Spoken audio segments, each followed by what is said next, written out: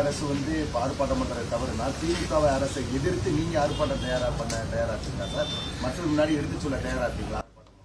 திமுக எதுக்கோ அது எங்க பொதுச் செயலாளர்கிட்ட கேட்க வேண்டிய கேள்வி. நான் என்ன சொல்றேன்னா, மதுரை மக்களை ஏமாற்றுறாங்கன்றதுக்கு நான் இத்தனை மேற்படி தகவல்லாம் சொல்லியிருக்கேன். இதுல ஏதாச்சும் தவறு இருக்குன்னா நீங்க கேளுங்க, நான் சொல்றேன். உங்களுக்கு என்ன இது இந்த விஷயமா ஏதாச்சும் உங்களுக்கு விவரம் வேணும்னா சொல்லுங்க, நான் கேட்டா சொல்றேன். பிஜேபி ஆளுகின்ற மாநிலங்கள் எல்லாம் இந்த கணக்கீடுகள் இல்லாம தான் எடுத்திருக்கிறாங்க. நாலு ஆக்ரா மட்டும் சொன்னீங்க, அது போக நிறைய, அதாவது உத்தரப்பிரதேசம் ஒரு 4 மாநிலம் மாவட்டங்கள் சொல்றாங்க, அதாவது மகாராஷ்டிராலையும் சொல்றாங்க. இந்த கணக்கீடுல ஒரு 2 கண்கள்ல வேறுபாடு பாக்குறாங்க.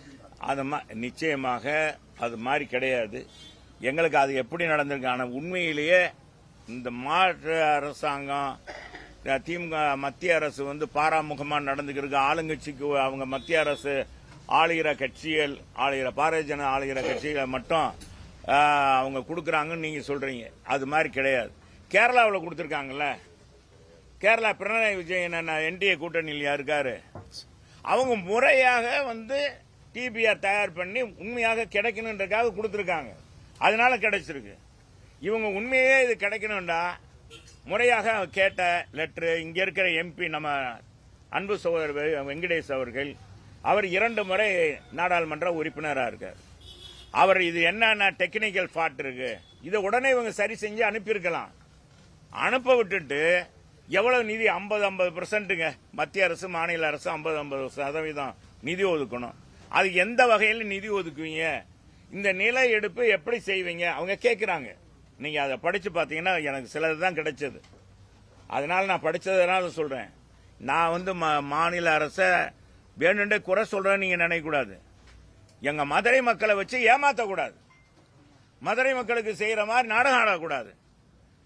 நீங்க கலைஞர் நூலகம் கட்டினீங்க, நாங்க கட்டக்கூடாதுன்னு சொல்லல. 216 கோடி கட்டினீங்கல்ல, எங்களுக்கு என்ன செஞ்சீங்க? இங்க பாருங்க, அந்த கூட்டு குடிநீர் திட்டம் 2023 முடிய வேண்டியதுங்க. இன்னைக்கு முடிஞ்சிருக்கா பாருங்க.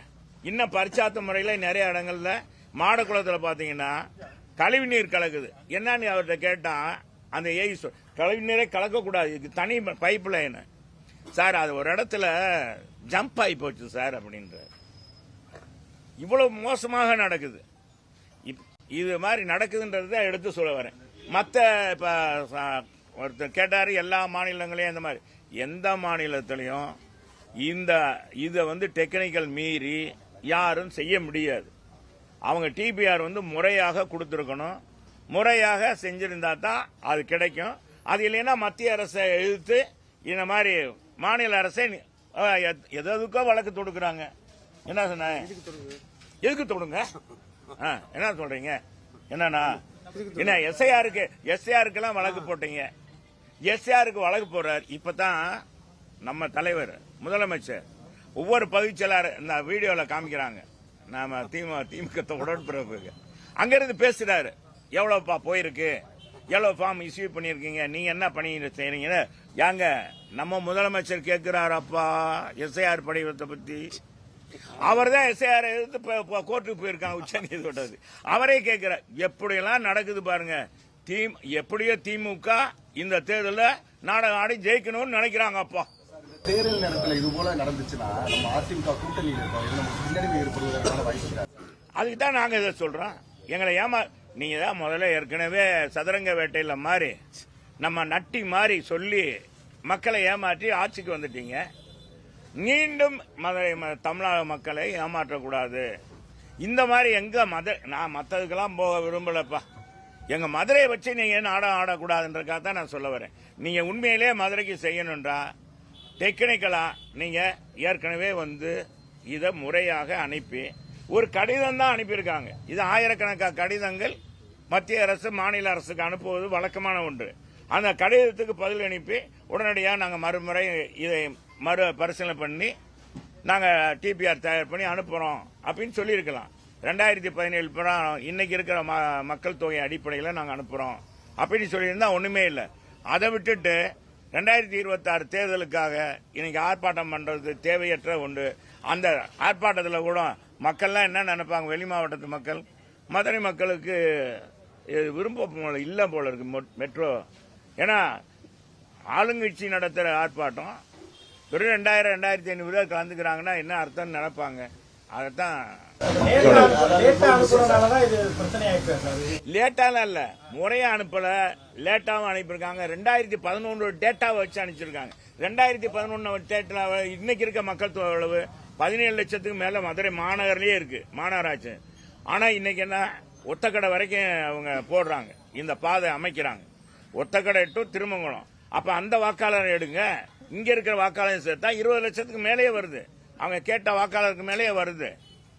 இத மெட்ரோடைய சட்டத்திட்டப்படி 20 லட்சம் வாக்காளர், இவங்க ஏன் அதை எடுத்து அனுப்பலன்றதான் எங்களுடைய கேள்வி. 2011 தான் மத்திய அரசு கேட்கிறாங்க. அப்படியெல்லாம் கேட்கல, அதெல்லாம் கேட்கல. நீங்க டிபிஆர் அனுப்புங்க, மக்கள் தொகை அடிப்படையில். இவங்க 2020 அனுப்பிச்சிருக்காங்க, 2018 கூட அனுப்பிச்சிருக்கலாம், 2020 அனுப்பிச்சிருக்கலாம், இல்ல 2022 தானே இவங்க ஃபார்மே. இப்ப 2 வருஷமா தானே கடித போக்குவரத்து வைக்கிறாங்க, கடித போக்குவரத்து தான் அனுப்புறாங்க. 2022 படி என்ன வாக்காளர் இது இருக்கு அப்படின்னு இவங்க தான் அரசாங்கம் உங்க கையில இருக்கு, ரெவன்யூ உங்க கையில இருக்கு, எவ்வளவு மக்கள் தொகை இருக்காங்கன்னு தெரியும்ல, அதை அனுப்பி இருக்கலாம்ல. என்னங்க செய்யணும்னா அப்படி செஞ்சிருக்கலாம்லப்பா. நம்மளுக்கு 2011 தான் முறையான ஜனத்தொகை கணக்கெடுப்பு லிஸ்ட் வச்சிருக்கோம். ஒருவேளை அந்த லிஸ்ட் கணக்கெடுத்திருப்பாங்க. அதெல்லாம் கிடையாது. அன்னைக்கு கடிதத்து பிரகாரம் அதே தான் இவங்களும் கொடுக்குறாங்க. ஆக்ரா மட்டும் எனக்கு வந்துச்சு. ஆக்ராவில் என்ன செய்யறாங்க, 2011 பிரகாரம் அவங்க அனுப்புறாங்க. அப்ப அவங்க என்ன சொல்றாங்க, 2011 பிரகாரம் 15 லட்சம் நாங்க எடுத்துக்கொள்ள முடியாது. இப்ப 2017 பிரகாரம் இவ்வளவு வாக்காளர்கள் தேவை, இவ்வளவு ஜனத்தொகை வாக்காளர் ஜனத்தொகை தேவை, இந்த ஜனத்தொகை கம்மியாக இருக்கு, குறைவாக இருக்கு அப்படின்னு. இதுலயே வழித்தடங்கள் இவங்க முறையாகவே கொடுக்கல. எந்த பக்கம் வழித்தடம் போகும், எவ்வளவு நிலம் எடுக்க போறீங்க, எப்படி எடுக்க போறீங்க, எப்படி எங்க இருந்து எங்க போகுது, இதையெல்லாம் அவங்க செய்யணும்ல. செய்யாம பொதுவாக டீ கடையில் போய் டீ கொடு, வடை கொடு அப்படின்னு கேட்கணும். என்ன சொல்றீங்க, இல்ல கடலை மிட்டாய் கொடு, இல்ல கூல்ட்ரிங்க்ஸ் கொடுன்னு ரூபாய் தான் கொடுங்க அப்படின்னு சொன்னா, நான் கடையில் கேட்டேன் கொடுக்கலன்னு சொல்ற மாதிரி இல்ல இது.